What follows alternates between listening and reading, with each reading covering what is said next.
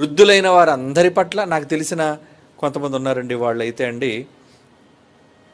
వాళ్ళ కుటుంబంలోని భార్య యొక్క చెల్లిని కావచ్చు, లేదంటే భార్య యొక్క తల్లిని కావచ్చు, తన ఇంటిలో పెట్టుకొని పోషించే అల్లుళ్ళు ఎక్కడైనా ఉంటారండి? ఎంతసేపు ఎందుకు మీ అమ్మని తీసుకొచ్చు, పంపించే వాళ్ళ ఇంటికి, ఆవిడ మందులకు ఖర్చు అయిపోతుంది, ఆవిడకి భోజనం ఖర్చు అయిపోతుంది, ఇలా అనుకుని ఏదో వంక పెట్టి అత్తమామల్ని బయటికి తగిలేసే గెంటేసే అల్లుళ్ళు ఉంటారు. ఏమండి? లేదా అత్తమామల్ని గెంటేసే కోడళ్ళు ఉంటారు. ఎందుకండి ఈ ముసలోళ్ళు చూసుకునేది ఏంటి, మాటి మాటికి పాస్ పోతున్నాడు ఆయన, చాలా చాకిరీ ఎక్కువైపోతుంది, మాకు చేయటం మాకు చాలా ఇబ్బంది అవుతుంది. అందుకే చాలామంది వృద్ధాప్యంలోకి వచ్చిన తర్వాత ముసలోళ్ళు ఏం కోరుకుంటూ తెలుసండి, మంచాన్ని పట్టి చావకూడదండి. ఎందుకంటే మంచాన్ని పడితే చూసుకునేవాళ్ళు ఒకరు ఉండాలిగా. మంచంలో ఏదైనా జరిగినప్పుడు ఏమండి వాళ్ళని లేపి తీసుకువెళ్ళలేని పరిస్థితి లేనప్పుడు అదే మంచంలో, నేను కొంతమందిని చూశాను, ఆ మంచంలోనే అన్నీ జరుగుతున్నప్పుడు పట్టించుకోలేని పరిస్థితులు వాళ్ళకు ఉన్నప్పుడు ఆ మంచంలోనే చచ్చిపోయారండి వాళ్ళు. కానీ దారుణమైనది కదా అది. అంటే అందుకు దేవుడు ముందే చెప్తున్నాడు, నాయన ఇలాంటి పరిస్థితులు సంభవించకుండా ఉండాలి అంటే ఏమంటున్నాడు? అసలు దేవుడిచ్చిన 10 ఆజ్ఞల్లో, ఇశ్రాయేలీయులకు ఇచ్చిన ఆజ్ఞల్లో ఏం రాశాడో తెలుసా అండి? నీ తల్లిని నీ తండ్రిని సన్మానింపుము. సన్మానించమని అంటే రోజుకు షాలో కొనుక్కొని వెళ్ళి మెడ మీద వేయమని కాదు అక్కడ అర్థం. ఏమండి, రోజుకు ఒక దండ తీసుకెళ్ళి మెడలో అలంకరించమని కూడా కాదు అక్కడ. సన్మానము అంటే ఏంటంటే వాళ్లకు నువ్వు చేయవలసిన ధర్మం, కర్తవ్యం చెయ్యు. వాళ్ళ పట్ల నువ్వు చేయవలసిన న్యాయాన్ని, విధిని నువ్వు చెయ్యు. అప్పుడు నువ్వు వృద్ధాప్యానికి వెళ్ళేటప్పుడు నీకు అలాంటి దశ దేవుడు రానివ్వడు. ఎందుకంటే నేను జ్ఞాపకం చేసుకుంటాడు, నా కొడుకు వయసులో ఉన్నప్పుడు వృద్ధులను బాగా చూసుకున్నాడు కదా, కనుక వీడు వృద్ధాప్యంలోకి వెళ్ళేటప్పుడు వీడికి అటువంటి పరిస్థితులు రానివ్వకూడదు. మంచాన పట్టడం, ఏమంటే చాలామందికి కాళ్ళు చేతులు పడిపోవటం, ఇలా ఉంటాయి కదా, రోగగ్రస్తులై ఉండిపోవటం లేదు. అంటే వాళ్ళు చివరి దశ వరకు చాలా ఎనర్జెటిక్గా ఉంటారు, ఆరోగ్యంగా ఉంటారు, టక్మ చచ్చిపోతారు అంతే, ఎవరికి భారం లేకుండా.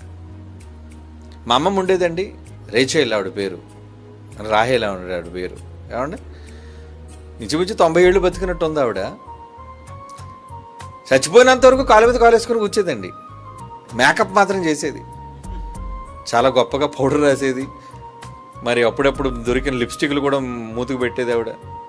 ఏమండి, చక్కగా ఆ పాత కొప్పు తీసుకొని పెట్టేది, పువ్వులు పెట్టేది. మేము ఆశ్చర్యపోయాం, ఏంటి ఇంత వృద్ధాప్య దశలో కూడా ఎవరికీ భారంగా లేదని.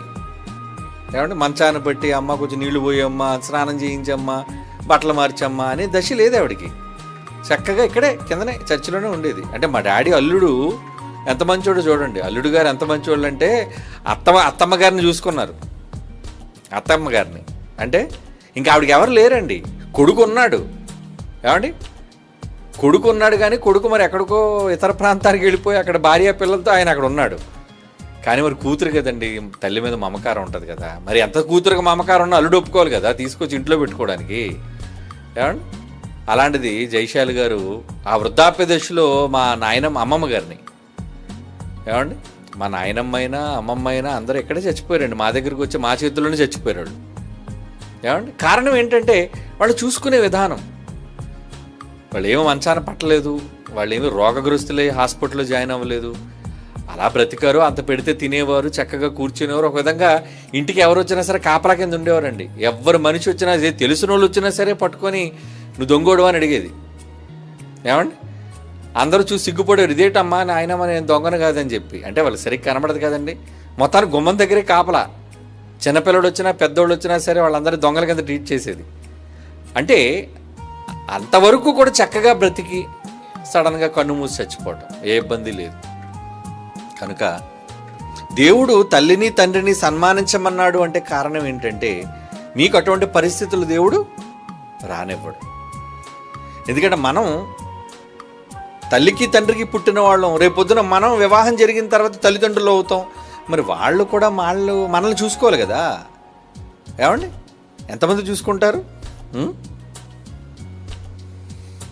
అలా చూసుకునేటట్లుగానే దేవుడు చెప్తున్నాడు, చూసుకోండి ఆయన జాగ్రత్తగా, అమ్మా నాన్న నిర్లక్ష్యం చేయొద్దు, వృద్ధాప్య దశలో వాళ్ళని నిర్లక్ష్య పెట్టొద్దు,